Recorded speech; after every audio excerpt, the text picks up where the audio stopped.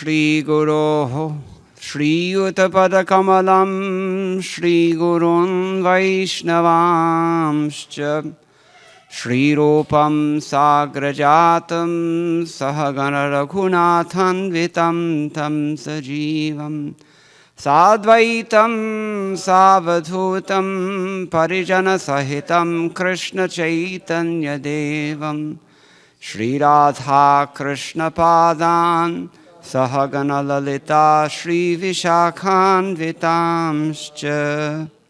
This evening we will be reading from Brhad Bhagavatamrta.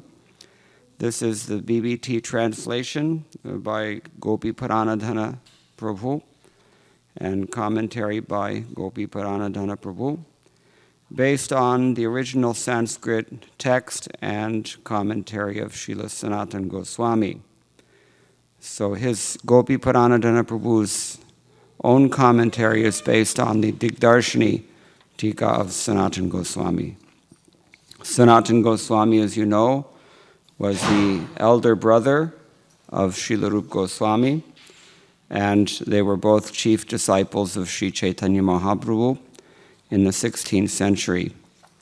There is so much to appreciate about this book that it was a very hard decision to figure out what to read here.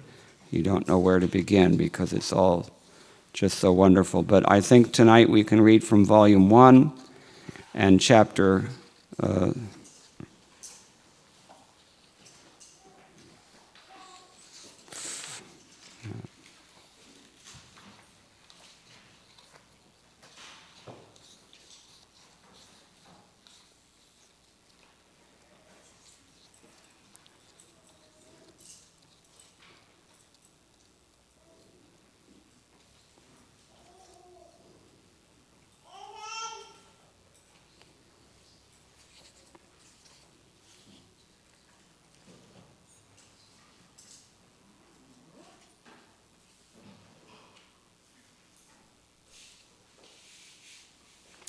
Chapter 6, which is entitled Priyatama, the most beloved.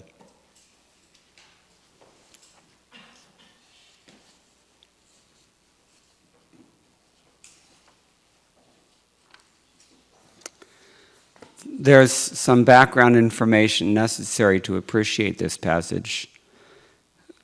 When Krishna was in Dwarka, he was aware of the suffering that the Vrajavasis were undergoing in his absence. And he thought that it might help them to send his beloved devotee Uddhava to Vrindavan to console the gopis by conveying a message from him. And Uddhava went there. Uddhava was a great scholar, and of course he's a devotee. In the Srimad Bhagavatam, we have 3 Haridasas. One of them is Yudhishthir Maharaj, one of them is Uddhava, and the best of them is Giriraj Govardhan Hill. So Uddhava is one of the Lord's Haridasas, and he was the disciple of Brihaspati. Brihaspati is the learned priest of the demigods. So his disciple, and a good disciple, Uddhava, was a greatly learned scholar. So he thought that he would be able to convey Krishna's message in a sensitive and intelligent way so that they would feel separation, or that they would feel it would ease their separation. What he experienced when he got there was that he was completely astonished to see the magnitude of the devotion of the gopis, who were so attached to Krishna that when their eyelids blinked, they cursed the creator of the eyelids for creating such a faulty product because it interrupted their seeing Krishna for even a split second. They were so concerned about Krishna and so much in love with Krishna that when he would go out to herd the cows during the daytime, they were constantly worried about his soft lotus feet becoming pricked by pebbles and thorns and other things on the ground. They gave up everything for Krishna. They surrendered their lives to Krishna in every way. And Uddhava saw how much their attachment was still manifest even after his departure from Vrindavan. And he was so humbled and so impressed by their character, by their devotion, that he actually made a prayer that I want that maybe in some future fortunate birth I can take birth as a blade of grass that... Thank you. Hare Krishna. He said, I may take birth as a blade of grass somewhere in Brajadham so that these women's feet can trample me all day long. That was his aspiration, his ecstasy, in fact. So there's some allusion to this in the beginning verses of this passage. I thought it would be good to just have that context.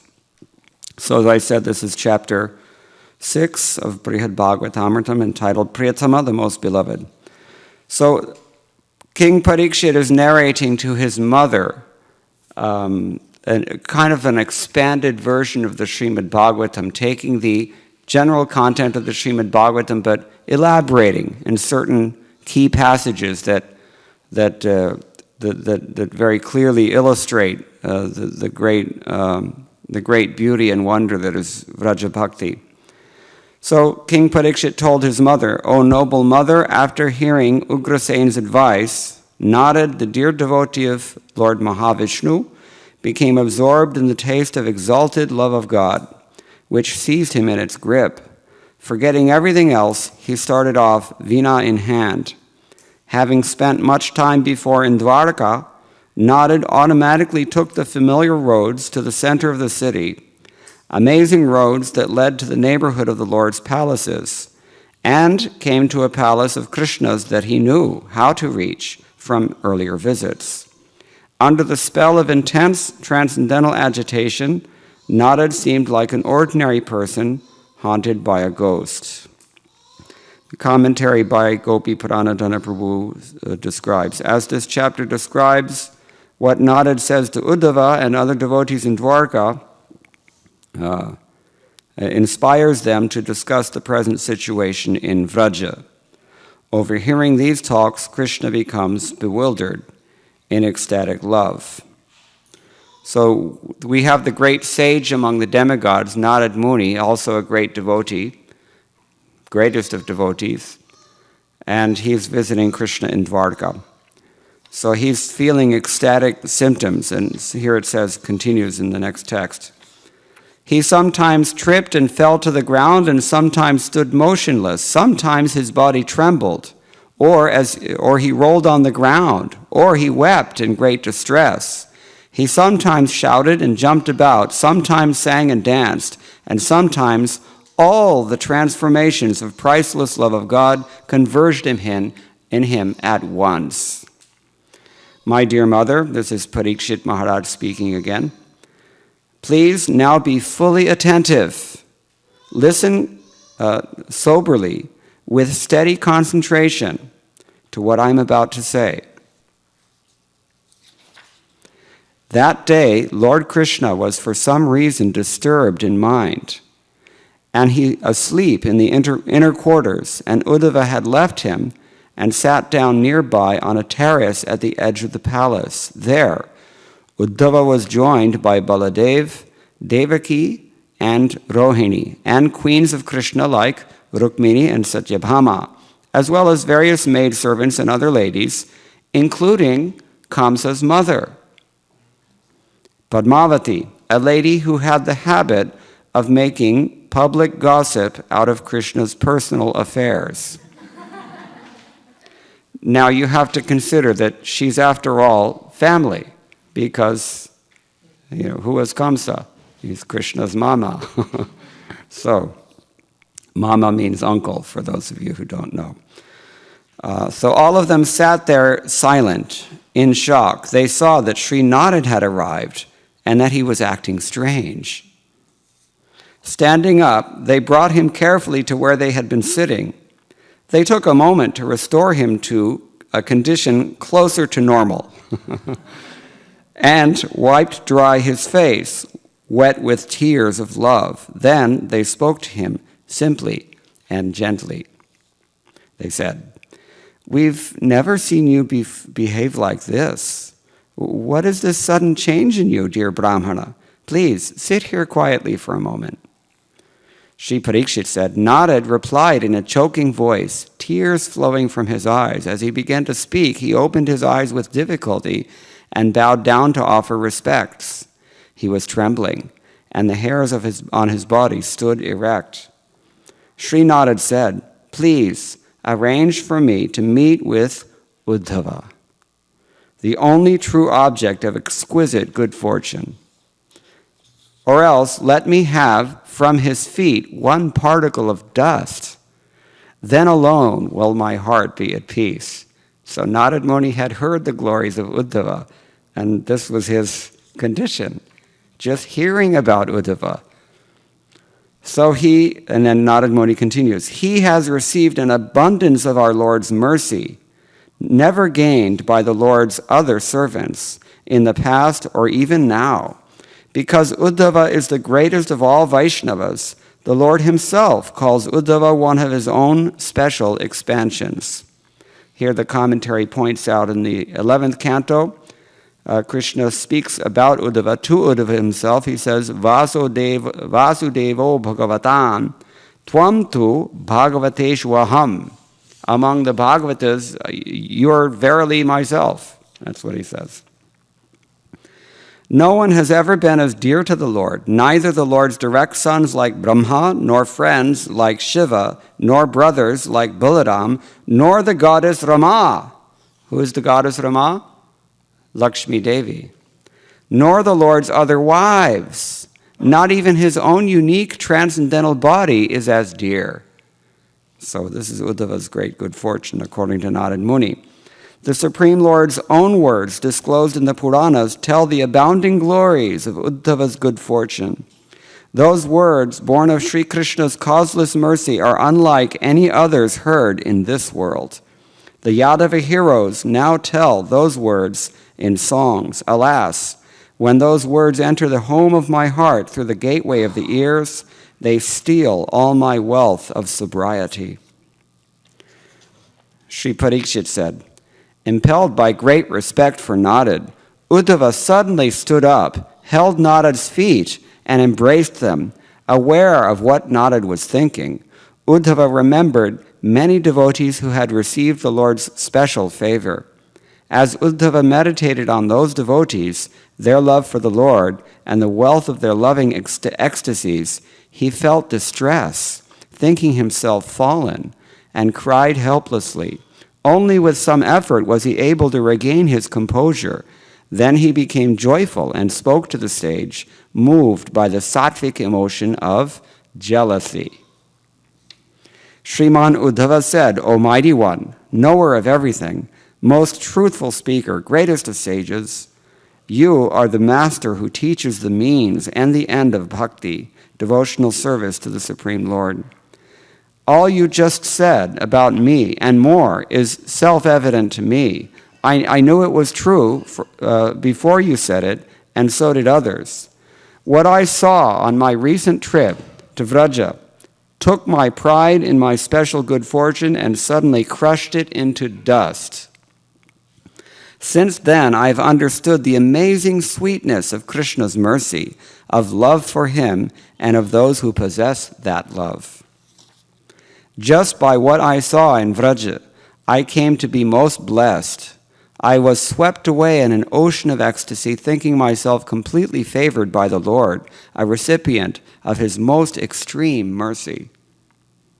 Everyone here knows very well what I then sang in my ecstasy, what desires I had, and what I did.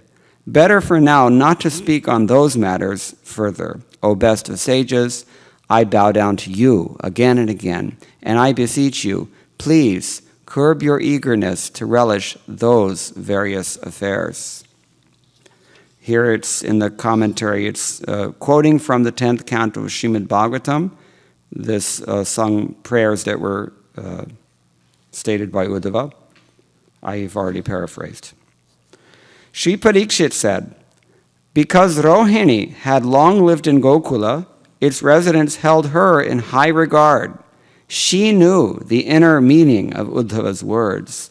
So, with tears in her eyes, she decided to speak. Who was Rohini? Balaram's mother. She was in Gokula. She saw everything. She knew everything. And therefore she was highly respected not only in Gokula, but even in Dwarka. That's why she's in this assembly. We'll see. Commentary says here, despite the precautions taken by Uddhava, there was no way to stop Krishna's intimate devotees from unintentionally turning their conversation toward the pure devotion of Vraja. That the people of Sri Nanda Vraja had exclusive possession of Krishna's mercy was an essential truth too irresistibly attractive to be kept covered. Sri Rohini said, generally they don't speak up so much, but she did. She felt she decided that she had to say something. Rohini said, alas, dear servant of Sri Hari, the residents of Vraj have by evil fate been all but slain. They have lost the last trace of good fortune and are drowning in an ocean of gloom. There they suffer, poisoned and scorched in the flames of an underwater fire. So please do not destroy my moment of happiness by reminding me of them. When Sri Vasudev brought me back from Gokula, the cries of the greatly distraught Yashoda made even stones shed tears, and lightning bolts shatter. And who can let the mouth speak of the other women of Vraja, who after Krishna left became like living corpses? Here the commentary says, Rohini left Vraja just as the residents were being cast adrift in an ocean of separation. Yashoda suffered pitifully, but the young gopis who had known Krishna's intimate love suffered even more. And even Sanatana Goswami hasn't mentioned them by name in this verse. This we get from the commentary only. But it's clear. So Rohini continues, but I'm not very intelligent. After your Lord returned from the house of his spiritual master, my sadness drove me to tell him briefly how the Vrajavasis were faring. Rohini feels that she committed a mistake in even mentioning it to Krishna, even though she was only trying to help. That's why she says she's not intelligent. She continues, this, though, did not soften his heart, since all he did in response was send you, an expert in the clever art of delivering messages. Commentary. Much to Rohini's surprise, Krishna did not respond with deep concern. And when Uddhava delivered Krishna's message to the Vrajavasis, they did not recover from their devastation. On the contrary, they showed even more extreme symptoms of distress. Then Rohini continues to ask, is this your Lord's greatest favor and mercy on them? As your words imply. My own experience, she says, is this. When Krishna lived in Vraja, so many calamities threatened to destroy it. Vraja was disturbed by demons, from Putana to Keshi, by demigods like Varuna and Indra, by creatures like the python, and by falling of familiar things at Krishna's house, like the cart and the Arjun trees. But to these dangers, the residents paid no regard. Commentary. The residents of Vraj were simply happy to have Krishna in their midst. They did not care what dangers befell them, due to Kamsa's seeing Krishna as an enemy to be destroyed. To kill Krishna and ruin Krishna's homeland, Kamsa sent many demons, those mentioned in this verse, and others, like Kaliya, the serpent who on Kamsa's order polluted the Yamuna with deadly poison. Besides the friends of Kamsa, Krishna had yet other adversaries, including powerful rulers of heaven. Nonetheless, the Vrajavasis constantly thought only about how to keep Krishna happy. They never considered protecting themselves from the attacks of demigods or demons.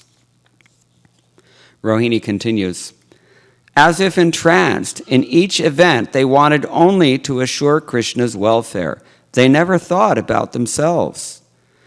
In natural fondness for the son of Nanda, they fully dedicated everything they owned to his pleasure. Even then, your Lord did nothing to help them. And who could bear to hear me say what he has been doing now to accomplish the goals of his other devotees? Sri Parikshit said, upon hearing this, the mother of the wicked Kamsa spoke out, her head shaking, her manner bold, her judgment spoiled by old age. Commentary. Padmavati was not at all ashamed of being the mother of Krishna's great enemy, begotten by the demon Drumila. This is an interesting note. History records that when Krishna killed Kamsa, she lamented uncontrollably, even though all intelligent persons were pleased at her son's death. Padmavati said, just see, since childhood our Krishna has stayed in the forest full of thorns to guard the cows of those merciless cowherds.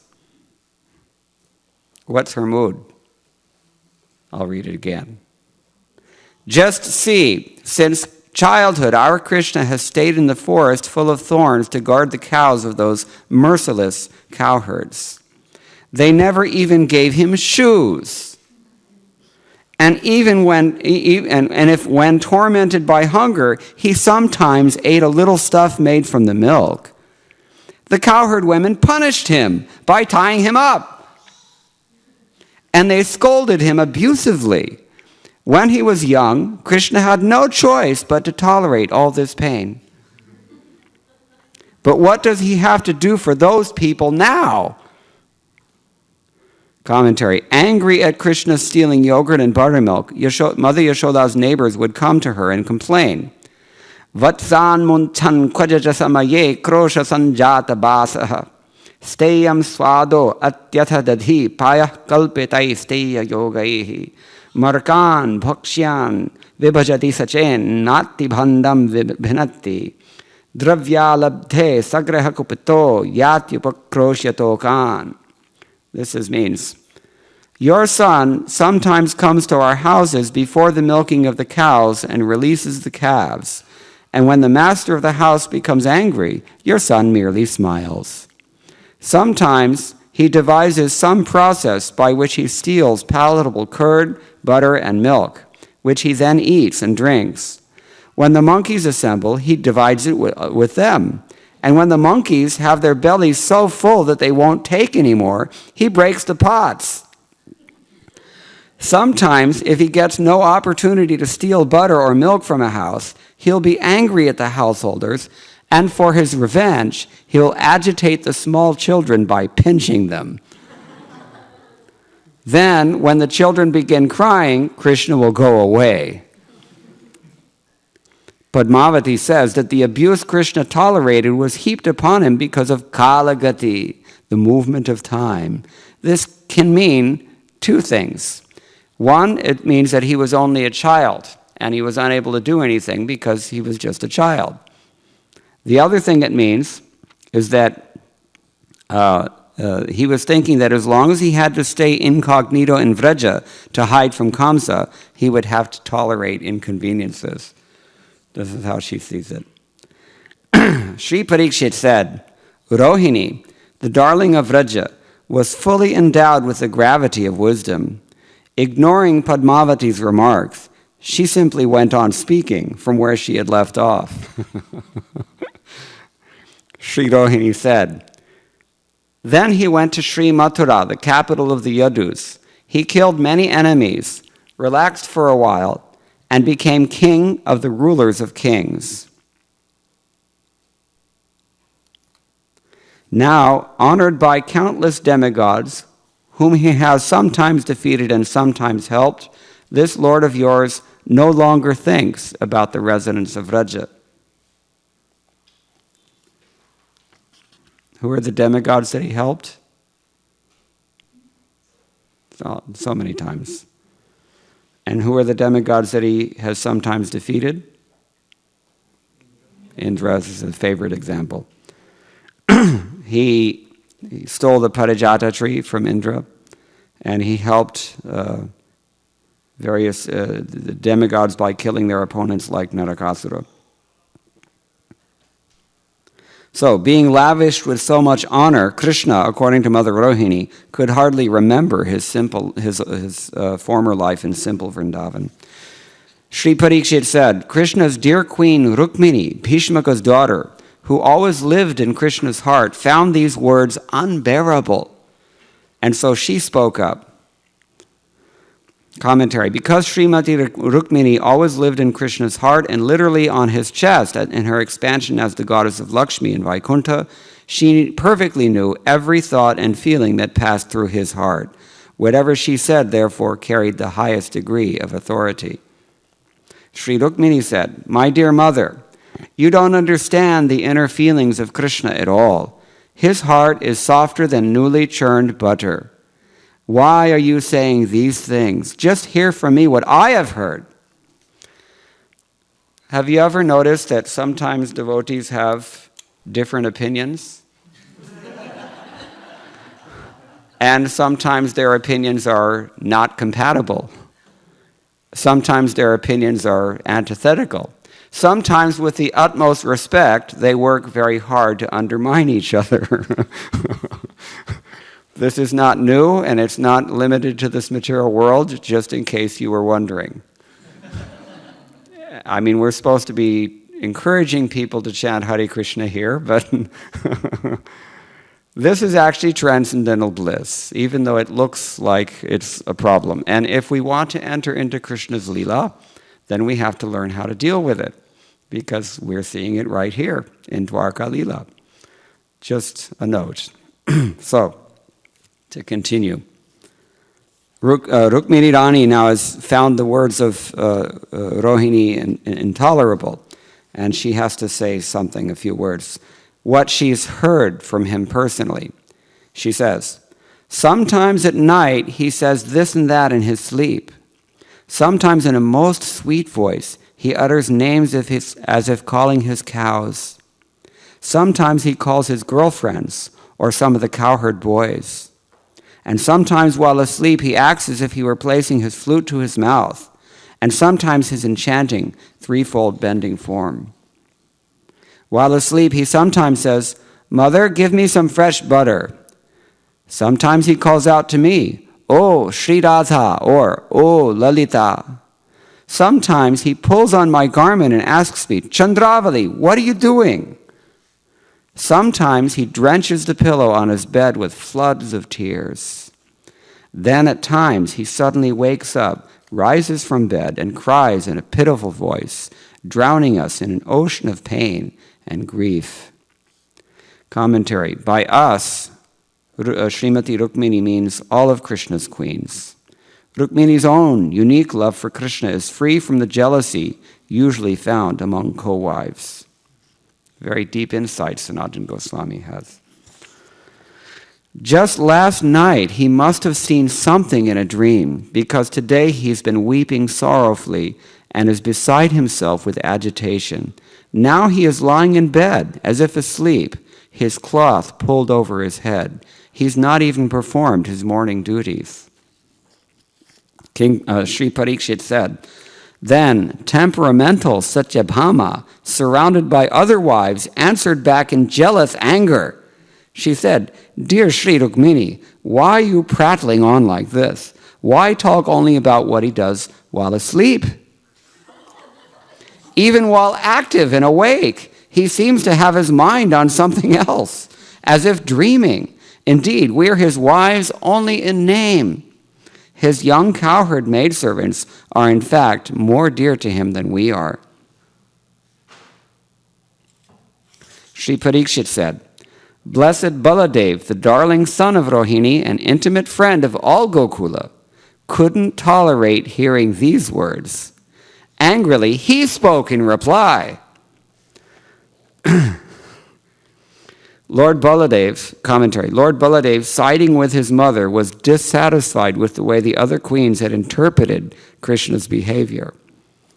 Sri Baladev said, "Dear ladies, all this is nothing but my brother's clever deception. We are intent upon speaking about the misery of the residents of Vraja, misery all too real. And he's simply cheating us."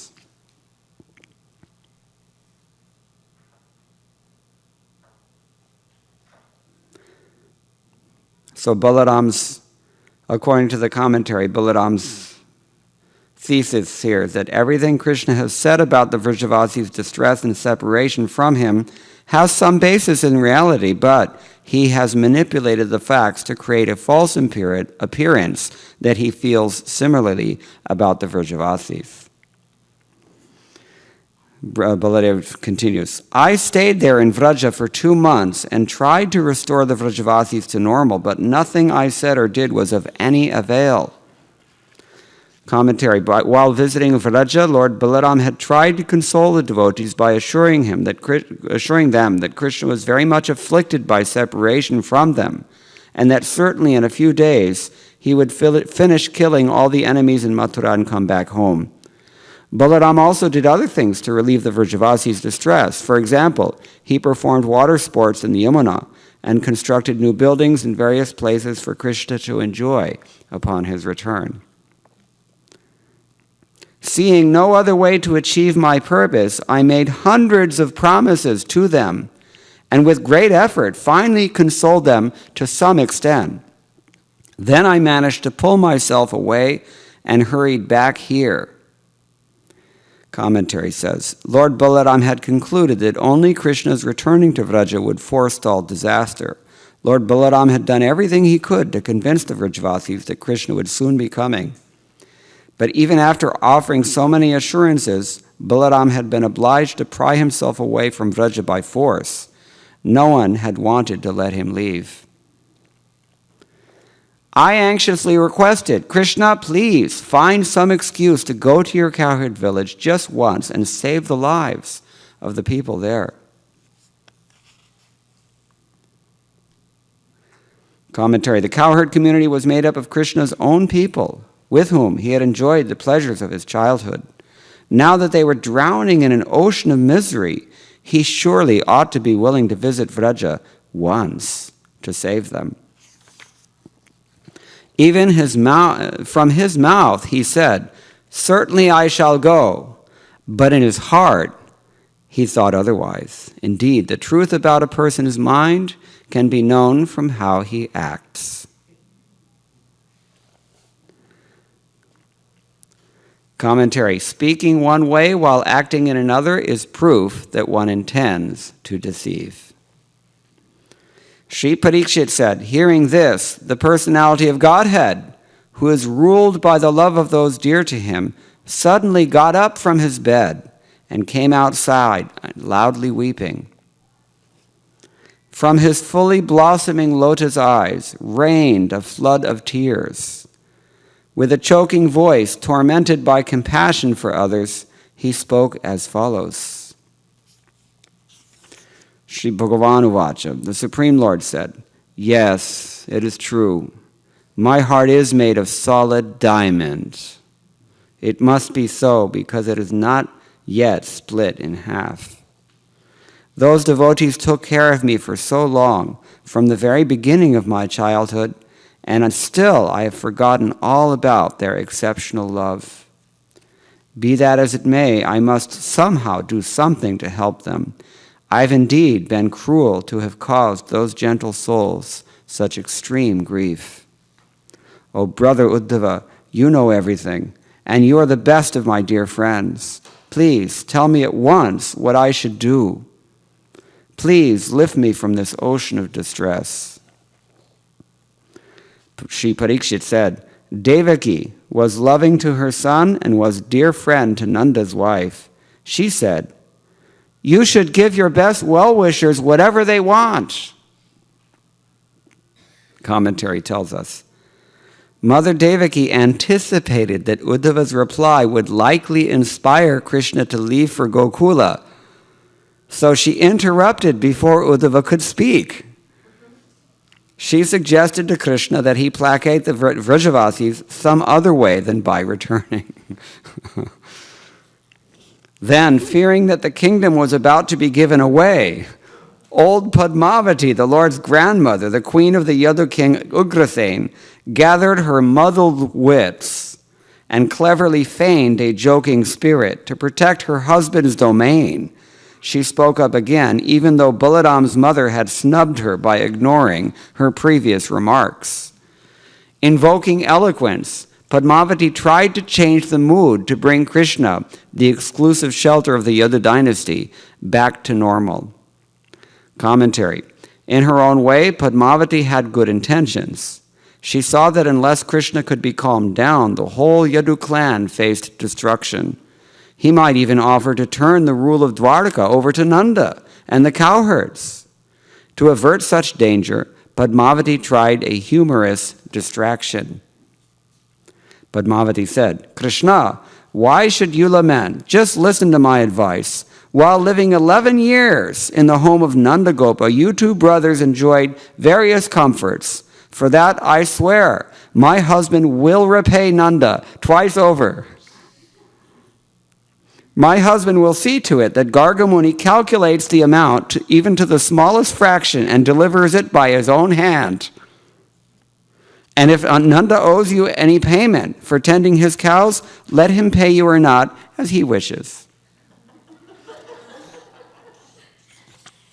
Commentary. For 11 years, Ugrasen's grandson Krishna lived and enjoyed in the house of Nanda Maharaj. Krishna might not take seriously Padmavati's idea to reimburse Nanda Maharaj and satisfy him with money. But even if Krishna becomes amused by it, her purpose of changing Krishna's mood will have been achieved. She reminds Krishna that her husband Ugrasen is very generous and will not hesitate to pay twice whatever might be owed. And even if Nanda fails to remunerate Krishna and Balaram for their cow tending, that is a small concern.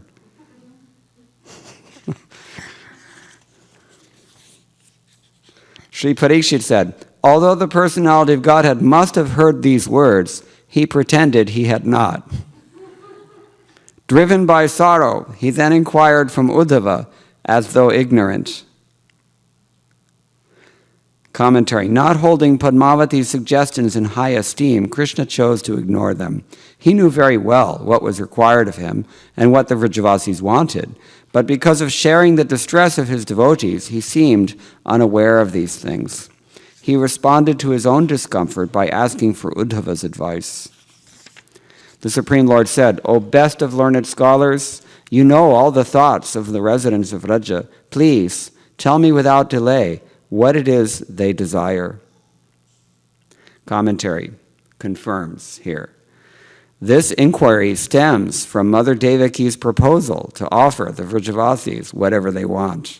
Krishna understands that no presentation of gifts will placate the devotees in Vraja, since all they want from him is that he grace them with his presence.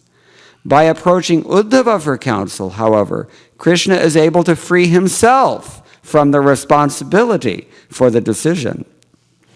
If Uddhava advises him to go to Vrindavan, no one will be able to stop him. What first drove Krishna to inquire from Uddhava was anxiety, but now a second reason for taking his opinion has come to Krishna's mind. What do you think of that? Sri Parikshit said, having heard these words from the Lord, the despondent Uddhava was taken aback. He sighed briefly and then answered, full of remorse. Commentary. In the extreme ecstasy of prema, this state of affairs evoked, Uddhava's discrimination failed him, not recognizing the intended meaning of Krishna's statement that he wanted to visit Vraja. Uddhava instead took Krishna's words at face value and thought he wanted to placate his devotees with gifts. Thus, Uddhava thought that Krishna, although all-knowing and supremely merciful, wanted to continue deceiving the Vrajavasis. Uddhava was discouraged to see Krishna behaving like this with his loving devotees. Sriman Uddhava said, "The people of Vraja don't want from you the power and wealth of emperors, nor the enjoyments found in heaven, nor anything else obtainable in this world or the next. They desire nothing else but you. Kindly favor me with your attention. Think over what I'm about to say, and then act as you see fit. Before, when the cowherds met Nanda and saw the jewels and other gifts you had sent with him, they spoke with one another, and all of them immersed in an ocean of grief. Does everybody know what he's referring to? The commentary clarifies. The event Uddhava is narrating occurred just after Krishna killed Kamsa. The jewelry Krishna sent was meant mainly for the women of Vraja, the older gopis headed by Mother Yashoda, and the younger gopis headed by Sri Radhika. Uddhava, however, does not here disclose this confidential fact. Nanda was supposed to bring Krishna back from Mathura after Krishna killed Kamsa within a few days.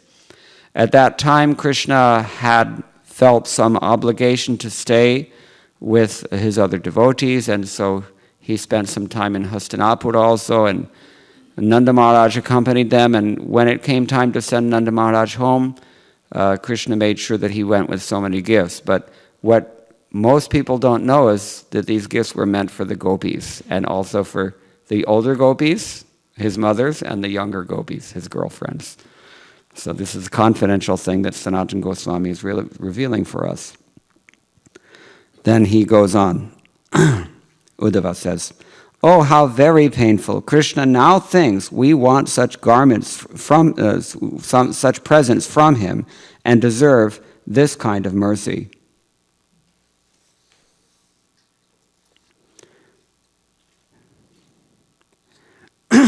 In other words, the commentary says, Krishna seemed to have changed his attitude toward the Vrajavasis. Previously, he would never have treated them in such an apparently uncaring way. Uddhava continues, therefore, he's speaking, it seems, in the voices of the Vrajavasis. Therefore, damn our lives and breath that still moves in our throats, and damn Nanda and the cowherd men. They should have left these things behind and instead brought Krishna himself. They were very angry at Nanda Maharaj. I mean, even before Krishna was taken away by Akrura, they were very angry at Nanda Maharaj because they knew that he had the power to keep Krishna and he didn't do it. Now, in Nanda Maharaj's defense, we have to add that he was obliged because he also felt in his heart the conscience that Kamsa, you know, he will, what will he do? He'll keep sending demons that are so many things. You all know the story, but anyway, I have, in my own experience, I've never ever seen in any of the commentaries that any of the Gaudiya Vaishnava acharyas refer to Akrura with a positive word. Either it's neutral or negative. And poor Nanda also has to some degree. It's an emotional response. So,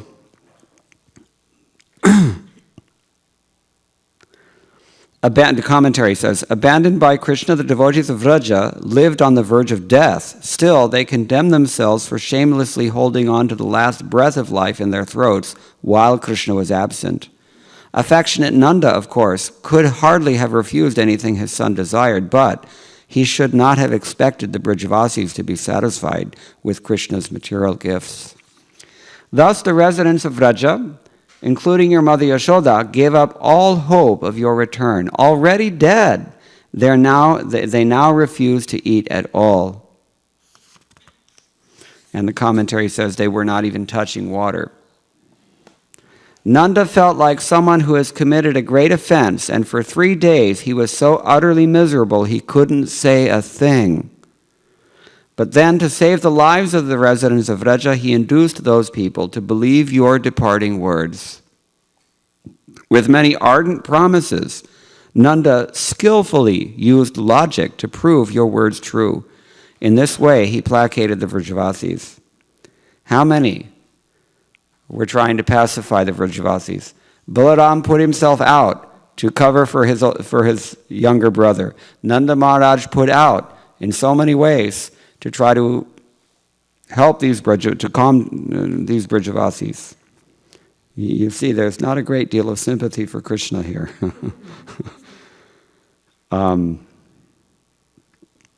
So he's referring back to the 10th canto quote. Krishna told Nanda, he's quoting, Sanatana Goswami is quoting this just in case we doubt. This is from the Bhagavatam, 10th canto, 45th chapter, text 23. Now, dear father, you should all return to Vraja.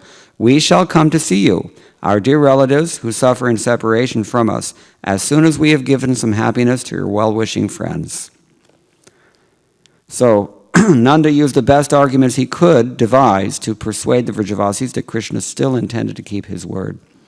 Sri Nanda said, our son is an honest person who always speaks the truth. He has first sent us these things as tokens of his love. He is sure to come back to us quickly as soon as he finishes what he has to do in Mathura. Going back to the topic of arguments amidst devotees, or maybe not arguments, but disagreements, incompatible relationships even, we might say. The Bhagavatam has some very sound advice.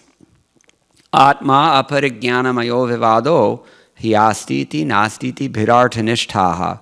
Krishna says, on the basis of partial realization, incomplete realizations, we still sometimes hold on to our intransigent positions and try to push our opinions, our agendas, our plans, without recognizing that we're only working on the basis of partial realizations, because in this world we are covered over by Mahamaya, the Lord's illusory energy. Now, in the spiritual world, the devotees are also covered over. But they're covered over by Yogamaya, the Lord's internal potency. But they're still working on the basis of their partial realizations. Nobody ever gets full realization of Krishna. This is what the Shastra says. He's inscrutable, he's unknowable, he's beyond all of us knowing. Krishna only knows himself, as Arjuna says in Bhagavad Gita. And we can know him on his terms only to some degree. And someone will know him in Vatsalya Rasa, and this person will, like Devaki we saw already, she's trying to devise any means to stop Krishna from going back to Vrindavan. And on the other hand, Balaram, Rohini, they're also in the same rasa, but they're on the side of Vrindavan. Kamsa's old mother is completely out of the picture. You get the impression from this text that everyone in Dwarka simply humors her or ignores her. So all these the sweetness of all of these different relationships, it's not compatible. This is the point. But there is a reason to it, and there's a method to the madness, as Shakespeare might put it. And that is that all these different rasas, they actually give pleasure to Krishna in different ways. I was reading this morning, somewhere was it? When the gopis see Krishna, they try to sneak him some snacks to eat in between meals. But they're very careful not to let Mother Yashoda see him, because Mother Yashoda will not approve. She gets in the way of that. So the Vatsalya Rasa and Madhurya Rasa, they're not really compatible in so many ways. They don't really mix that easily. But they depend on one another. This is the beauty of it. Without Vatsalya Rasa, you cannot have this whole Parakya Bhav is impossible without Vatsalya Rasa. So, and here we're seeing there's a lot of Vatsalya in this narration, but there's others as well. Balaram he's tinged with some degree of Vatsalya Rasa. He's siding with his mother, especially Rohini, and they know. They know Krishna very well, especially Balaram. Anyway, so Nanda feels, he believes that Krishna is actually going to deliver on his promise. The residents of Vraja, all simple-hearted people, trusted Nanda's words. Thinking about your loving affection, they accepted the jewelry and put it on their bodies. The commentary. The Vrajavasis felt no special pleasure in adorning their bodies with jewelry, but they did it anyway to satisfy Krishna. It was not in their nature to doubt other people's motives, and they found it especially hard to distrust Krishna. They thought, when Krishna returns, he will see how we have followed his order by accepting the remnants of his enjoyment. Then he will show us special mercy. Commentary says, the Vrajavasis consider themselves already recipients of Krishna's mercy, but they know that his mercy can always increase. Do we know this?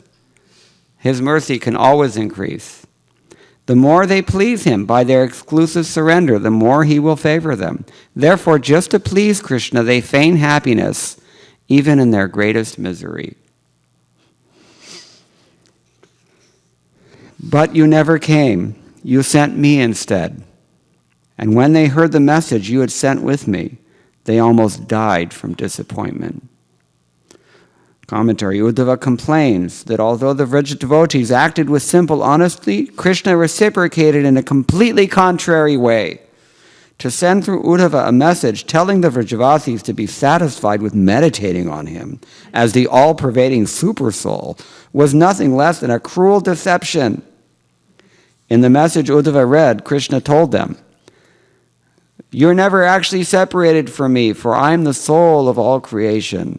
Just as the elements of nature, ether, air, fire, water, and earth are present in every created thing, so I am present within everyone's mind, life, air, intelligence, senses, and also within the physical elements and the modes of material nature."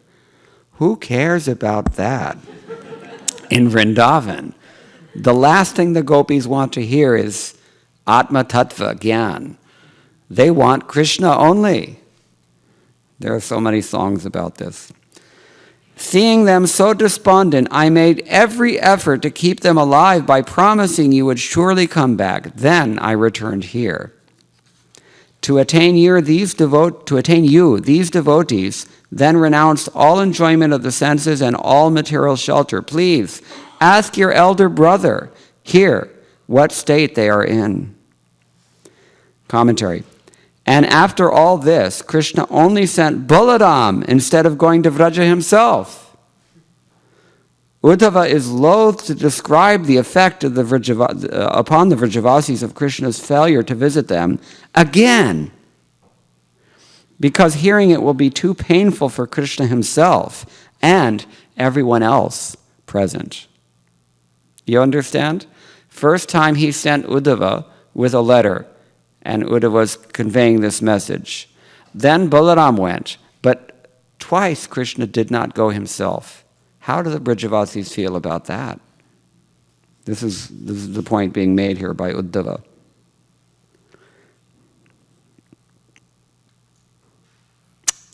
The commentary adds, when Uddhava had come to Vrindavan earlier, he had seen the gopis headed by Sri Radhika in a different state, happy and decorated with the jewelry. The fine jewelry, the same ornaments Nanda had brought back from Mathura. You see? They believed him.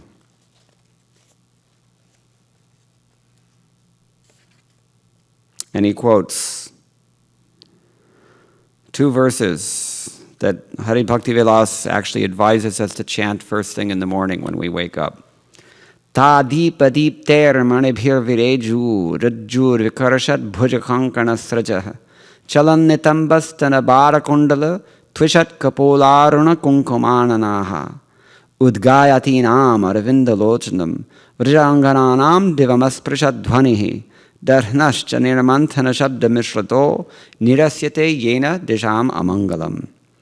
Pulling on the churning ropes with bangled arms, the women of Vraja shone with the splendor of their jewels, which reflected the light of the lamps. Their hips, breasts, and necklaces moved about, and their faces, anointed with reddish kumkum, glowed radiantly, the luster of their earrings reflecting from their cheeks. As the ladies of Vraja loudly sang the glories of lotus-eyed Krishna, their songs blended with the sound of their churning, ascended to the sky and did away with all auspiciousness in every direction. Upon hearing Uddhava's message, however, the mood of the Vraja residents changed. Their hope for Krishna's return was destroyed, and they became more unhappy than before Nanda had consoled them.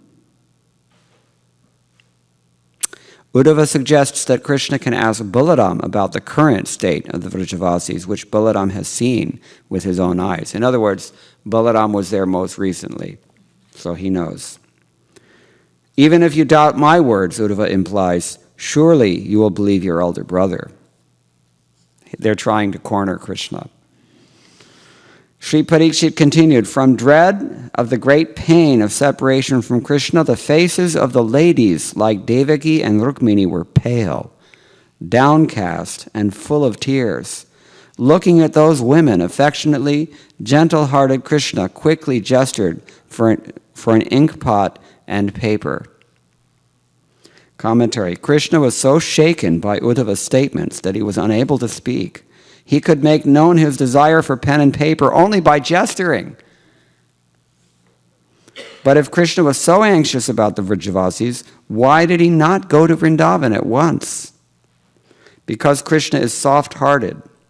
Incapable of making his devotees suffer, he was reluctant to leave Mother Devaki and his other beloved devotees who were there in Dwarka. Krishna meant to strengthen the faith of his Vraja devotees by sending them a letter filled with loving sentiments and written by his own hand. Quote, my dear friends, please know that as soon as I settle the duties before me and satisfy my relatives here, I will return in no time. I will be there. End quote. Uddhava surmised what Krishna was about to do and was therefore greatly distressed. Knowing the inner hearts of the Vrajavasis, he cried and begged Krishna to reconsider his plans. Uddhava said, O Master, please turn your attention to this. What is Uddhava worried about here? Has everybody got this? Krishna is about to write a letter to the Vrajavasis. And what is Uddhava's reaction to that? What does he feel? Is he positive or negative? He can't stand the idea. He says, please turn your attention to this. Unless your 2 lotus feet make a blessed journey to Vraja, there is no way to assure that your people of Vraja will survive. Those people want nothing but your lotus feet. Commentary, a mere letter will not save the Vrajavasis from destruction. They don't want a letter from Krishna. They want Krishna himself.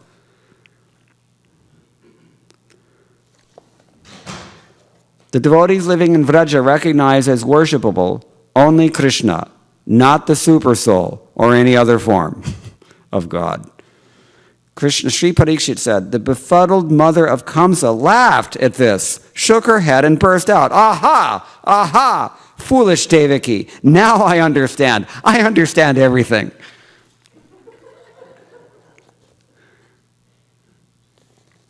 With the help of your Uddhava, whom the cowherds have long controlled by gifts of milk goods, those cowherds want to bring Krishna back to the forest.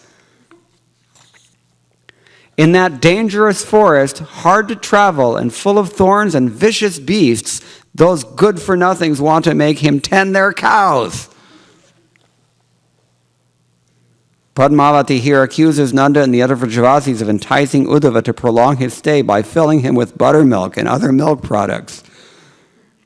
She calls the Vrajavasis scoundrels for wanting to use someone else's son for dangerous work in a forest full of tigers, lions, and other wild animals. Sri Parikshit said, Balaram's mother Rohini, Yashoda's dear friend, couldn't tolerate hearing these insults. Angrily, she replied, Sri Rohini said, Indeed, dear mother of Kamsa, will they just engage him in caring for cows?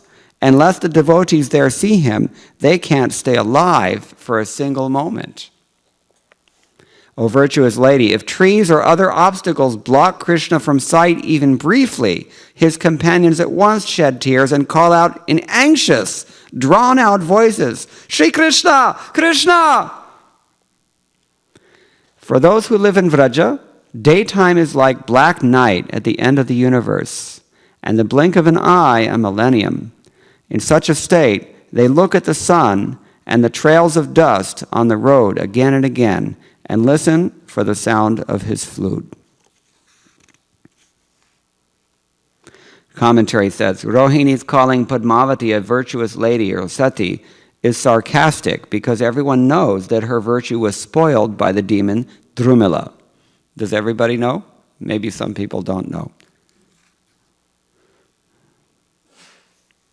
She was seduced by this demon Drumila, who took the shape of her husband. And Kamsa is called Drumila Kumar sometimes because he was the son of that union. So she was sati. There's no question of sati. So this is the idea.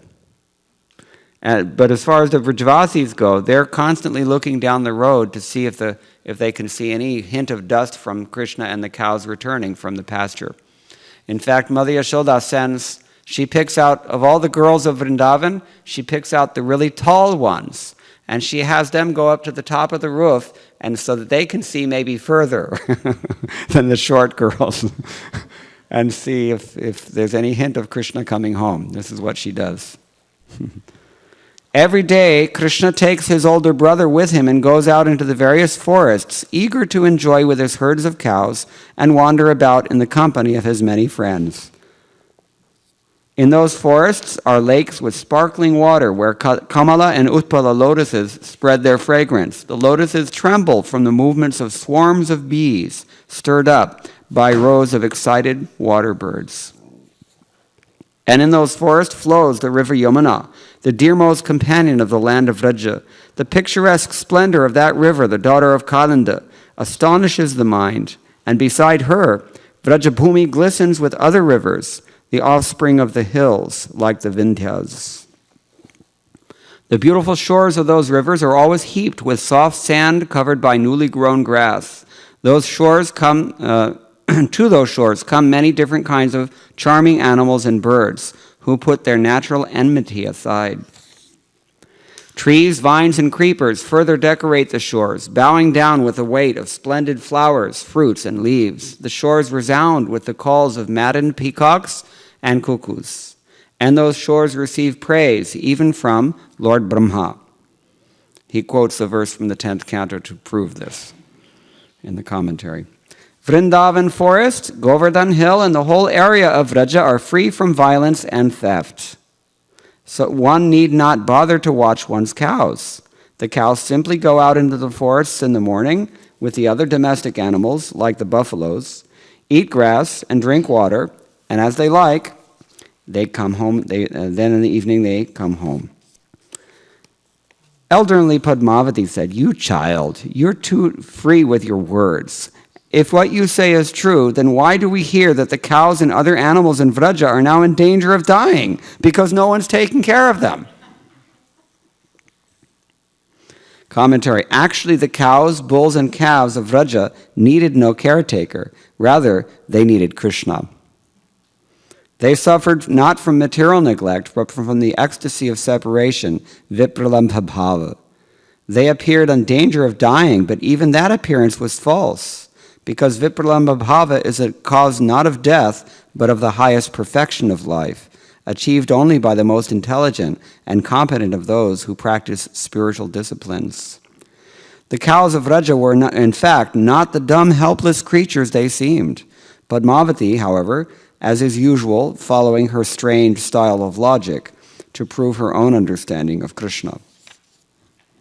Atma parijnanam ayovivada. Sri Parikshit said, having heard all this, the blessed Lord Gopala felt overwrought with worry for his devotees. Scorching anxiety dried up his lotus face. He was filled with dread. He glanced at the face of Baladeva, who knew all the tidings of Vraja, both past and present, and saw that it was covered with tears. Commentary. Baladeva, Krishna's older brother, was a constant witness to Krishna's pastimes, first in Vrindavan, then in Mathura, then in Dwarka. Krishna trusted Baladeva to be a sober judge of facts. So when Krishna saw the face of Baladeva, His own anxiety only increased. Baladeva, the son of Rohini, was unable to keep his composure. Remembering Vraja and understanding his brother's mood, he began crying without control. But then he managed to speak distinctly. Sri Baladeva said, "Why speak only about the cows, dear Krishna? All the animals in Vraja are your beloved friends, and so also are the birds and the trees like the Bhandira and the Kadamba. The grass, the creepers, the lush bushes have all dedicated their lives to you. Now they are all wasting away, and so too are the rivers and mountains. Some of the people, dear brother, live only on the hope that your promises were true. Better you not ask to hear more news than this. I can only tell you that if you don't show your kindness to them soon, Yamaraj will soon show them his. That you rid Kaliya's lake of its poison has only greatened their misery, and please hear of still other reasons for their sorrow. In Vraja, the river Yamuna has turned so dry she has hardly any water, and Govardhan, who when you held him up touched heaven, has now become short. The devotees who relish the nectar of your names cannot die of starvation. Instead, their end will come in a fire, in a great dry forest." Sri Parikshit said, having heard this, Krishna, who is gentle by nature and tormented by the suffering of others, grasped Balaram by the neck and shed a flood of tears, like a person whose life is in ruin. As he cried with loud sobs in his beautiful voice, the tears washed away the cosmetics from his body. "Dear mother," this is Parikshit speaking to his mother again, he and Balaram then rolled on the ground and for a moment lost consciousness. Seeing the two lords crying in this unprecedented, lamentable state, all the residents of the inner palace lost control of themselves. Rohini, Uddhava, Devaki, Rukmini, Satyabhama, and all the rest, they all lost control and sobbed again and again. When the Yadus heard the sound of distressed crying coming from the inner palace, a sound never heard there before, they quickly came running, headed by Vasudeva and Ugrasena. The Brahmanas arrived, headed by Garga, along with other people of the city, and when they saw their beloved master in this extraordinary state, as they had never seen before, they too began to cry, overwhelmed. Commentary. Many of the Yadus ran into the palace to find out what was wrong. Vasudeva leading them because among them he was the most intimate with Krishna and the most competent to give Krishna support in a moment of need. Garga, Vasudeva's family priest, was the first of the Brahmanas to respond to the cries, but Sandipani Muni and others were close behind. These Brahmanas, sages, were expert in consoling distressed persons with teachings from the Vedas. The general populace of Dwarka also quickly converged on the palace, because such unhappiness in Krishna's palace was unheard of.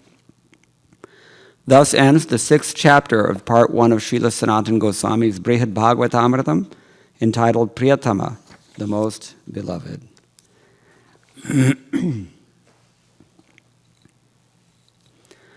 Does anybody have any questions or any comments?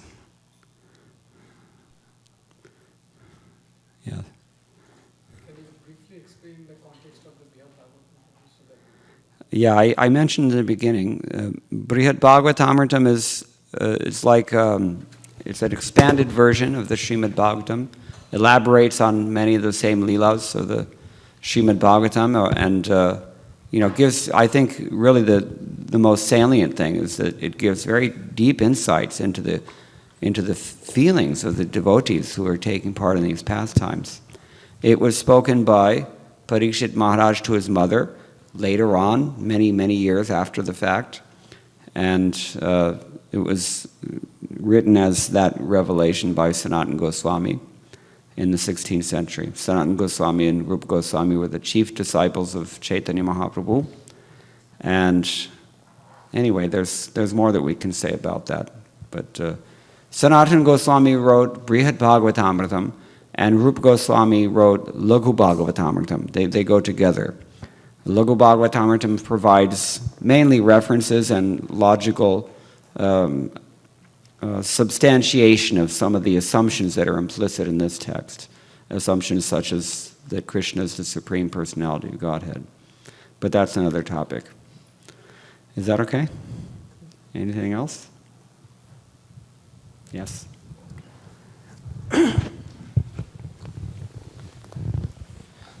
Thank you, Prabhu.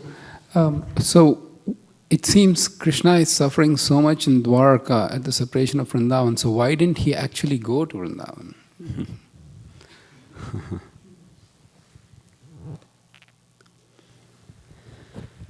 I mentioned that everyone has their own perception of this thing. Everyone has their own relationship with Krishna. Krishna is the one who's sustaining all of them. And they have to be what they are. It's not, this is eternal, absolute truth. It's not something that can be fixed. Just like in Ratha Yatra, we know that Krishna has gone to Kurukshetra, and the Brajavasis have also gone to Kurukshetra to see him there, with the hope of bringing him back. But he doesn't come back. Now, at Kurukshetra, Srimati Radharani saw him, and what she said when she saw him was that, I recognize that this is the same Krishna, and I'm the same Radharani. But in this environment with, so many ministers and, phalanxes of military people and horses and elephants and soldiers and, politicians and so many big important people, I don't want this. I want Krishna back on the bank of the Yamuna, beneath a kadam tree or beneath, in this intimate way that we know him. And actually Krishna also wants that. It can't be changed. The Dwarka Leela has to be the way it is. The Vraja Leela has to be the way it is. The Mathura Leela has to be the way it is. There's another story about this from commentators in the Madhva tradition about Udupi Shri Krishna. That deity, famous deity in Udupi, worshipped for the last nearly 1,000 years by Madhva and his descendants. That deity was originally worshipped by Srimati Rukmini Rani in Dwarka. They say that one day, just like this, the queens of Dwarka approached Dwarkadhish, and they said, we would like to hear something about your Braja Leela. We want to see your Bala Leela, your childhood pastimes. And Krishna tried to dissuade them. He didn't want them to really go there. It just wasn't appropriate for them. But they were insistent, and so Krishna finally, they somehow coerced him. So Krishna agreed that he would show them a small display of his Bala Leelas in Vrindavan. So he took the form of a 5-year-old child, and he's running around and he's doing so many mischievous things. And he stole his mother's churning rod and ropes so that she can't make butter anymore. And the queens in Dwarka were so completely entranced by this. They just fell in love immediately, and they said, we've never seen this before. We just stay like this." and Krishna thought, "Oh, I told you." So, this is the idea that Krishna says. He tried to dissuade them that this is Dwarka Leela, and then. But once they saw Krishna in this Vraja form, especially his Bala Leela, they completely lost it, and they forgot all about Dwarkadish. And then Krishna said, what am I going to do now?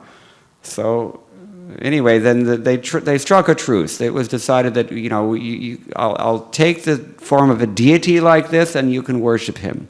So the deity he just froze, and then Dwarkadish came back and they had this stone deity of Udupi Krishna, still holding the churning rod and ropes that he had stolen from his mother. And that deity was actually worshipped by Rukmini Rani for many years in Dwarka, until at the end of Krishna's pastimes in Dwarka, when he wound up the Yadu dynasty and so many things happened. So many of the queens, they were going back to Hastinapura from Dwarka. And at that time, Arjuna was also with the party, but they were overtaken by Daku. And because Arjuna had lost his potency, yatra yogeshwaro Krishna, yatra ityadi. So at that time there was a panic and everyone scattered and what to do, and everyone was ast-vyast. And the pujaris decided that we would take this deity and just hide him somewhere. So they hid him at the bottom of this, what was known as Gopi Talab in Dwarka, lake there in Dwarka, Kund, big tank. And the deity was there for many, many years and everybody forgot about it until at some point in this, what is it, 13th, 14th century, there was one merchant was sailing from Dwarka to South India to sell so many things from the north. And amongst the cargo on his boat was a big block of chandan that was taken from Dwarka. As we all know, the Gopi Chandan, we decorate our foreheads, it comes from Dwarka, from that place. So Madhvacharya had, for a long time at that point, he had a premonition that, I've written my commentaries, I've visited Badrika Ashram twice, I've got the mercy and blessings of Vyasadeva, I've got a big following now, we need a deity that everyone can focus their worship on. So he felt one day that today the Lord will appear to me in the deity form. He didn't know where, how, but he decided to go to the beach near Udupi called Malpe. And he was writing a famous group of prayers known as his Dwadasha Stotras. He had finished 5 of those stotras, and suddenly he noticed that out in the water, stuck on a sandbar, was this boat. And Madhva he's an incarnation of 3 personalities: Bhima, Hanuman, Vayu. That's quite a bit of power there. And in his capacity as Vayu, he took his Bahirvas and he waved it, and it created such a gale force wind that it blew the boat off the sandbar. Even the boat, you can imagine, must have been maybe a quarter of a mile offshore. And the crew and the captain, they were so completely astonished but also grateful. They thought, we've got to check this out. What happened? So they came and they fell at his feet and they offered him all respects and they thanked him profusely. And the captain said, anything you want from this boat, you can have it. And Madhva's looking around and we're all sannyasis. We don't need anything. You've got jewelry and silk saris and so, what are we going to do with this? So, but we used Gopi Chandan. And I've noticed you've got this big block of Gopi Chandan. So the captain ordered his crew to lift this and take it off the boat. You can give it to him. Nobody could lift it. Nobody could lift it even. How they got it in there, I don't know. But so Madhvacharya came and he lifted it himself. One man lifted it up. He put it down. And then they thanked and everybody went their own ways. Then Madhva thought, it's time to go home now. I guess maybe the Lord's not going to appear or something. So they were going back, and he was chanting he was still praying. He never gave up, despite the discouraging turn of events. Just like Srila Prabhupada never gave up. We heard last night from His Holiness Gopal Krishna Maharaj so nicely to describe the austerities and the determination that Srila Prabhupada had to demonstrate in order to found the International Society for Krishna Consciousness. Prabhupada said there's never anything wonderful that doesn't have a long history of austerity behind it. We need to know this. So Madhvacharya is taking this chandan back. They stopped at a place called Orabandeshwar, where there's still an old Balaram temple is there. And so he put down this block of chandan at that place. As soon as he put it down, it split in half. And in the middle of this block of chandan, they found this deity that Rukmini had worshipped of Krishna, holding his churning rods and ropes. And then Madhva said, he was in bliss. If you've read the Dwadasha Stotras, you know, at that time the entire meter of everything changes. The poetry becomes much, much more ecstatic, much, much more lyrical, and just you can see the ecstasy in the way that he's written. So they were singing these kirtans that Madhva it seems he was comprising them on the spot, because they're very simple, the later ones. And they went back to Udupi and they washed the deity for a long time in the tank behind the temple there at Sri Krishna Mat. And they installed the deity there, and he's been worshipped like that. Anyway, that's a long explanation and maybe a diversion from the point of your question, but the point is that everybody has their own relationship with Krishna. And for that person, or persons, or party, it is the right one, but they're not all the same. Because variety is the mother of enjoyment. And in order to keep the lila in all of its variety, Krishna has to preserve these relationships. And particularly in Vrajadham, it is the pinnacle of this self-sacrificing surrender that the gopis displayed, that even in Krishna's absence, they remain in this position forever. And it would seem as if we describe it even in terms of inconsolable grief and suffering.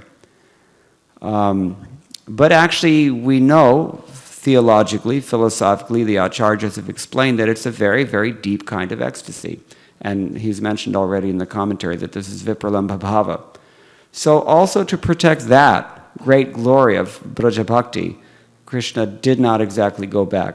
Now, having said all that, there are other parts of this book that describe that actually Krishna does go back to Vrindavan. He's got, one of the many things that Rupa Goswami explains about this book in his Laghu Bhagavatamrta is two kinds of leelas. One of them is prakata leela, the other one is called aprakata leela. Sometimes it's manifest externally, sometimes it's only internally, which means, in effect, sometimes we can see Krishna's pastimes, sometimes we cannot see his pastimes. So aprakata leela, he never left Vrindavan. But even as far as the prakat lila goes, he did go back at some point in time. But that's an esoteric matter that we don't have time for. Is that okay? Anything else? Yes.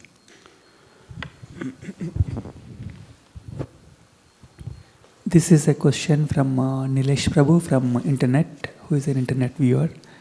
And he is asking this question, why can't Krishna be present in both in Vrindavan and Dwarkadam? Well, Krishna is present in both. He's actually present everywhere. In his prakat form, that's what he means. In his prakat form, yeah. Well, again, this is all Leela Shakti. Krishna, sometimes he appears and sometimes he disappears. We even have the saying in English, absence makes the heart grow fonder. So this is the principle here. The gopis are capable of manifesting love in separation to a degree that none of us can even imagine, what to speak of manifest. And there's no way to manifest that as much as it can be manifest unless Krishna goes unmanifest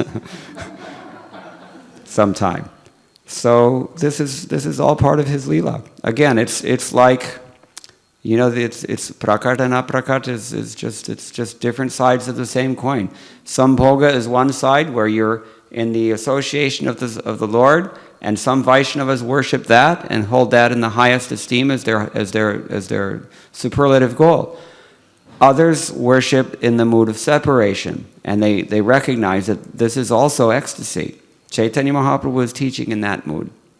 Not only Chaitanya Mahaprabhu, in fact, in many religious lines, we get this idea. Among the Sufis you find this, among some of the Christian mystics it's also there. It's not really that uncommon, but in Krishna's pastimes it manifests in a very, very wonderful way, and it's hard for us to understand that. In fact, it's not hard for us to understand, it's impossible for us to understand it. Conditioned souls cannot accommodate these concepts, and experience is another matter altogether. But the acharyas have said that it's like trying to fit an elephant onto a small plate. You can't, with one foot the elephant will smash the thali. So there's no question of trying to make him fit onto this plate. And another thing is that Vishwanath Chakravarti Thakur says that although it appears to be suffering, it's actually great ecstasy. In exactly the same way that dry ice is freezing cold, yet it burns if you touch it to your skin. So now we are green mangoes. That means that we're not pakka. There are two things, a pakka and a apakka. Apakwa, they say in Sanskrit. So a green mango and a red mango are both mangoes. And so a neophyte devotee and an advanced devotee, they're both devotees. In that sense, there's no difference. But according to Ayurveda, those who've studied, they know that green mango and red mango have opposite properties. They have opposite effect on the body. If you take a green mango, it is the opposite thing than if you take a red mango, in some ways. So it's like that with devotional service as well. In the green stage, we cannot understand what is the experience of the red mango, and like that. Is that okay? A few answers in one here. Anything else? There's one in the way in the back.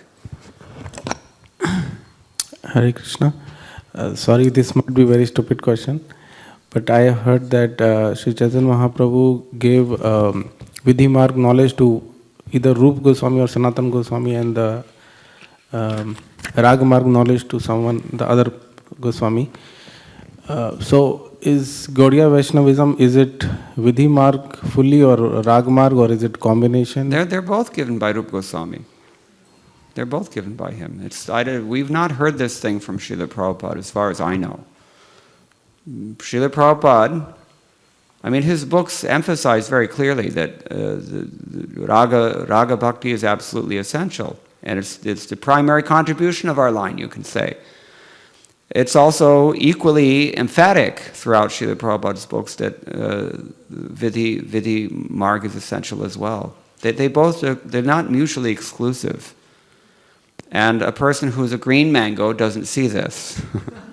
A person who's a red mango appreciates. One thing I can say, though, in addition to that, is that if we look at Srila Prabhupada's general trajectory, or his example, especially in the later years that he was with us, after he really established this society in a relatively, safe manner. I mean, once things were somewhat secure, around 1970 or so, especially when he founded the community of New Dwarka, which he called his Western World Headquarters. That's in Los Angeles. From that point on, Srila Prabhupada increasingly began to emphasize Vidhi Bhakti, in the form of giving us the morning program that we should still follow, in the form of so many ways. And in his later years, the same trajectory, another manifestation of it was his emphasis on Varnashram Dharma, which of course is all about, Smriti means following rules and regulations. So these things are very important. They really do matter. If you have studied enough about Purvamimamsa philosophy and also Sankhya philosophy, then you see that these are very closely connected. All the do's and don'ts that are in the Shastras are very solidly grounded in an understanding of the metaphysical principles behind Sankhya philosophy and how the spirit soul has become entangled in conditional life by associations in this mature world. That's a very, very big topic. It's the subject of another lecture or several. But my point is that it's not unimportant, and it's neither one of them is outside of our line. They're both essential. They're both in the Bhakti Rasamrita Sindhu of Rupa Goswami, and all the acharyas are saying consistent things about them. Is that okay? Thank you. Anything else? Okay.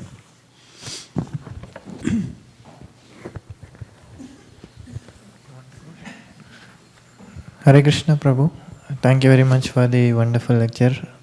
It was very sweet to hear Krishna's pastimes, especially from you. And so my question is, so before coming to ISKCON, I have always heard that Krishna is one of the incarnations of Vishnu. And after coming, I heard that Krishna is the Supreme Personality of Godhead.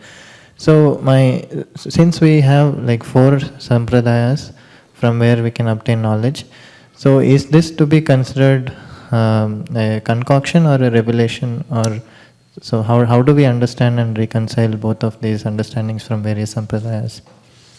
It was to address this very natural and very good question that Srila Rupa Goswami composed the Lagu Bhagavatamrta. I myself wrote the preface for the forthcoming Lagu Bhagavatamrta, which we hope the Bhaktivedanta Book Trust will publish soon. But I explained there that whatever theological conclusions were only implicit in Sanatana Goswami's work, they were made explicit in Srila Rupa Goswami's Lagu Bhagavatamrta. Not only made explicit, but in the typical manner of a philosophical exegesis. He will give a karika, which is an assertion, and then he will give so many shlokas that support that assertion, so many references from the Shastras. So this is what he's done with this and other principles that are kind of embedded in the question that you just asked. Now, central to this is a very important verse from the first canto of the Srimad Bhagavatam, Ete changsha kalaha pungsa krishnastu bhagavan swayam. That verse has been very carefully elaborated on in Lagu Bhagavatamrta and also in the Sandarbhas by Jiva Goswami, another one of the 6 Goswamis.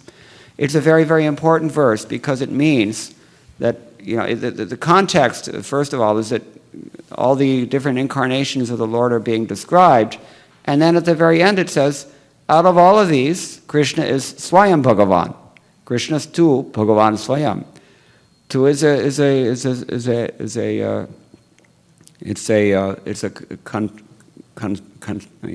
for contrast. You use this word, but, however, means there's a shift in focus. So he explains there that although Vishnu is in fact the source, the Supreme Personality of Godhead, and the source of all the avatars, Krishna is his source. And it's explained in the Shastras, and he gives the references in his Lagu Bhagavatamrta, that the original personality of Godhead is Sri Krishna. His first expansion is Baladeva. Baladeva expands further as the Chaturvyuha, that is known in Pancharatra circles as well. Vasudev, Sankarshan, Pradyumna, Aniruddha. From Sankarshan expand the Purusha avatars, the 3 Mahavishnu forms, and from Kshirodakashayi Vishnu in particular expand all the other forms, including the deity, who is one of the Archa avatars, and the Paramatma within our heart is also expanded from this Kshirodakashayi Vishnu. So these things are all described there in great detail. We don't really have time to get into all the ins and outs of it. It's really quite sophisticated. But this is a traditional understanding. Now, one thing I can say in addition to this, which is maybe significant for those who are from Tamil Nadu or from Kerala. This winter I was in Kanyakumari district near Tiruvattara, where the Adi Keshava temple is found, where Chaitanya Mahaprabhu actually was given the copy of the Brahma Samhita.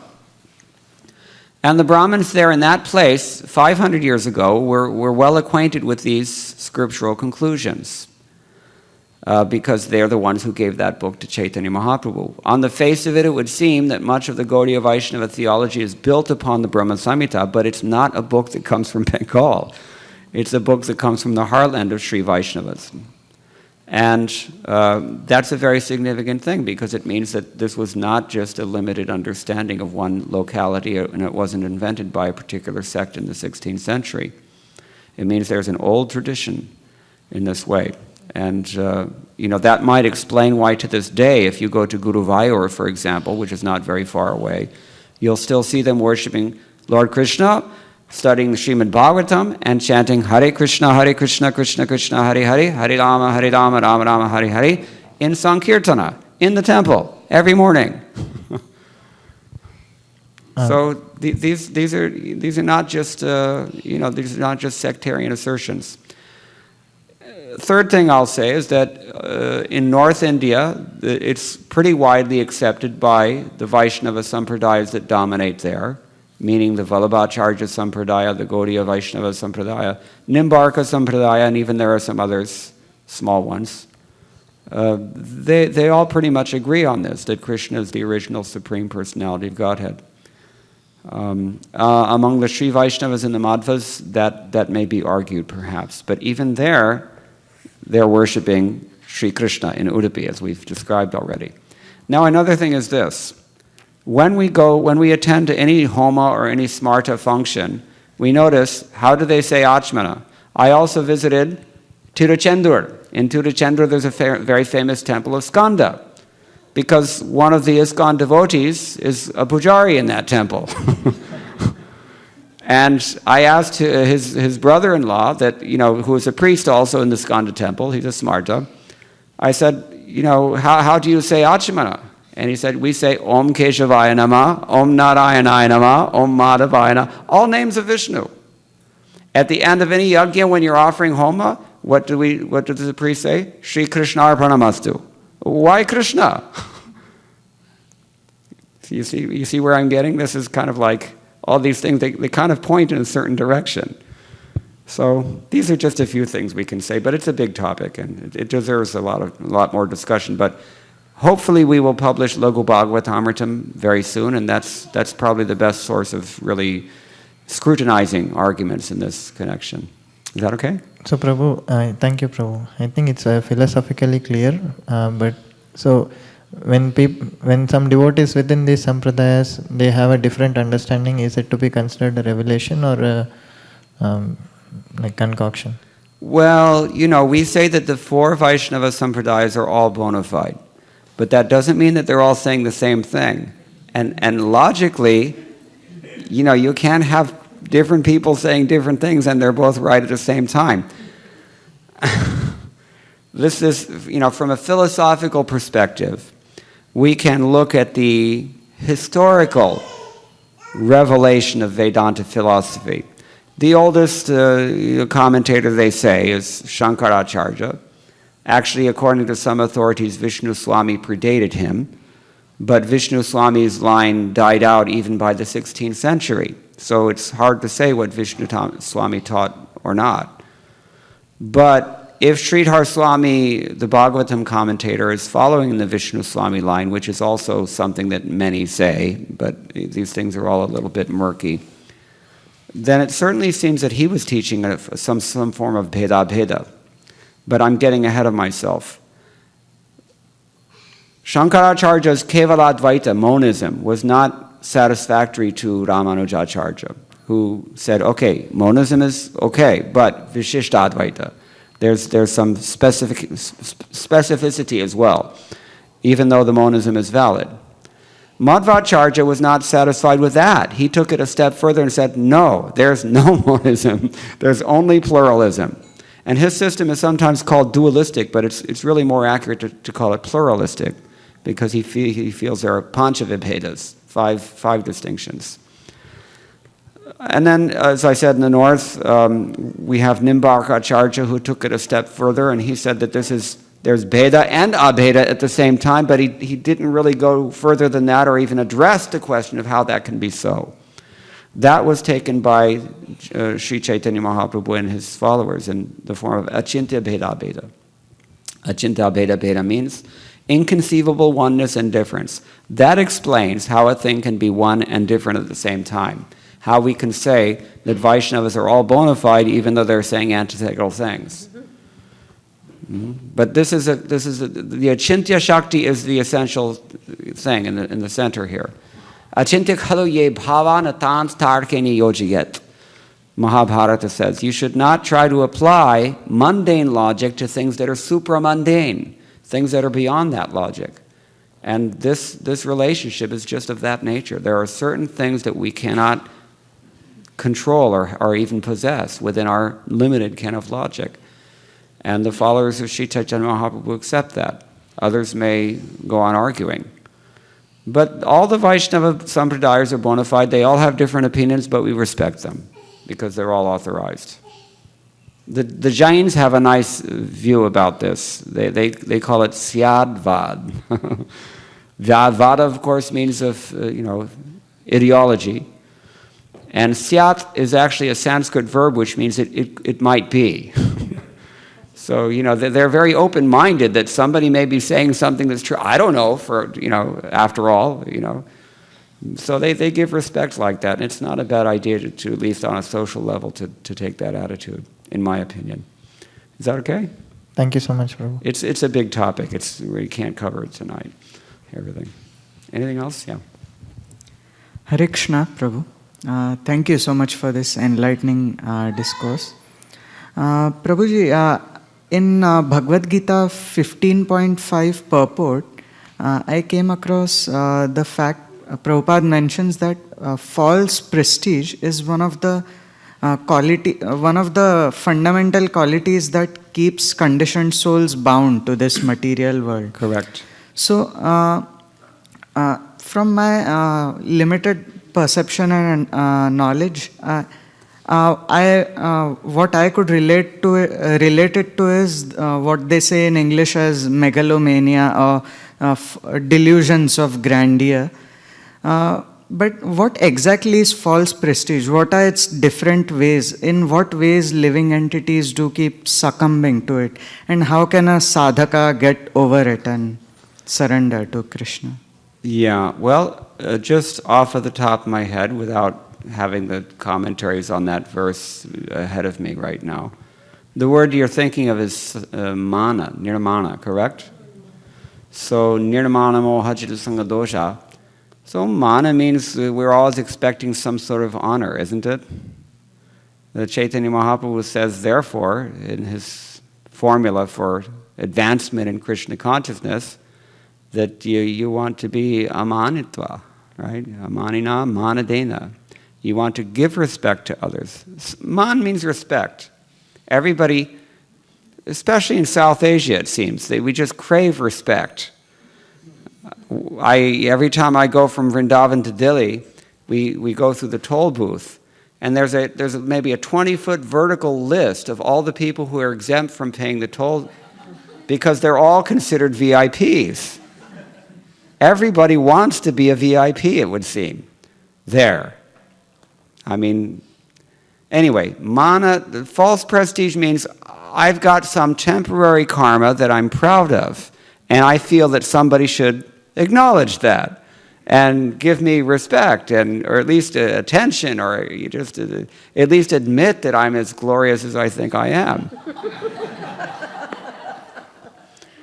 You see, so this is again atma aparijnanamaya. This is a very partial realization, and in fact, it's not even really a realization at all. It's foolishness. This is the mode of ignorance, or at least the mode of passion. Because we come here for a short time, we've got some borrowed plumes that we can display for a short time. They're taken away from us, and we're crushed when they are. And in the meanwhile, we're thinking this is me, and everybody else needs to recognize how great I am. False prestige. How long will it last? Not very long. You may be. It's like Prabhupada was giving a lecture in Hyderabad in 1976. They were having all Andhra conference on something or other. And Prabhupada just thought this skin disease. He says, you know, you may be Andhra now, but what are you going to be in your next life? You may still be Andhra, but not human. Where I live in Vrindavan, I see this. There are many ways to perform devotional service in Vrindavan. You don't require a human birth. We've been reading about the cows and about the animals, and you know, I mean, I hate to give them credit, but the monkeys, and even the pigs in the gutter, the Vrindavan sanitation system. You know, I mean, you can actually perform devotional service in that mode if you want to. There are 8,400,000 different ways to do this in Vrindavan. But, you know, anyway, so we're going up and down. This is the point. The Sanskrit poet Kalidas, in his Meghaduta, he's written a very nice metaphor here. He says, it's like the spokes of a wheel that's turning very fast. Sometimes you see these fancy cars with the steel spokes, and when they're moving fast, you can't make out one spoke. It looks just like a blur. So 1 split second, thousandths of a second maybe, millions of a second, that spoke is on top. But in the next split second, it's on the... What is the significance of all this, he says? What is the significance of this? Therefore, it's false. What is the definition of real and false given in the beginning chapters of Bhagavad Gita? Who knows the verse? Chapter 2. Nasate vidite bhavo na bhavo vidite sata. Ubhayorapi drishtontas tvanayos tattvadarshibhi. Seers of the truth have concluded that of those things that are real, they never end. And those things that are, have an end, a beginning and an end, they're not real. Adyantavanta kantayana te shuramate buddha. The smart people don't try to take pleasure or invest so much in those things. So we unfortunately, we're not so smart, and we invest all sorts of, energy and, love and affection and attachment in this false ego, borrowed plumes. And then we're smashed when it's taken away. I saw this happen with my mother. When we get old, we usually think it's all just creaking joints, right? We don't think about the psychological effects of old age. When you start losing your independence and you start, making a mess all over yourself, it's very embarrassing for a person who was once very powerful and respected. And Maranarati Richyate, Krishna says. Hare Krishna. I don't want to go on too long. I think we've made the point here. Shri Shri Radha Madan Mohan Ji Ki Jai. Is that okay? Anything else before we go? I think I never like to leave questions. I like to answer all questions. Okay, looks like we're done. So thank you very much. All glories to Srila Prabhupada.